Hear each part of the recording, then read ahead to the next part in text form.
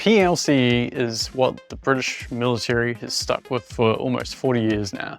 PLCE stands for Personal Load Carrying Equipment. Various details have changed over the years, but the core component is that it comes with the harness, belt, and a set of pouches. To understand PLCE's background, we have to go back to what it was replacing, and that's 58 pattern. 58 pattern was the previous webset, as the name suggests, going all the way back to the late 50s. It's rolled out through the 60s and continued to survive on and on and on, much to the British grunts' dismay. It was made from cotton canvas, very heavy, and wasn't particularly liked. And by the time of the Falklands War, it was well outdated by then. The American counterparts had already transitioned to Alice gear back in the mid-70s. In fact, earlier they were trying to change to nylon because of their experience in the war in Vietnam.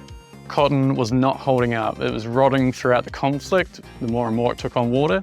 And also the more it took on water, the heavier it got for the guys in the field. The Brits thought they better play catch up and quick because the 80s are already well into it, and that's how PLC was born. Now, there'd be multiple variations over the years, more or less consisted of an H harness with 6 different points of contact.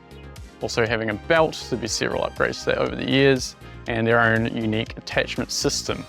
Now, that's where the main change comes in. They would later utilize Molly, and it's more or less what they're using today in order to be able to take universal pouches from around the globe. And the other key difference, of course, is the camouflage. British military transitioned to MTP and replaced officially DPM, but in true British Army style, you can still find sets of exactly what I'm wearing right now.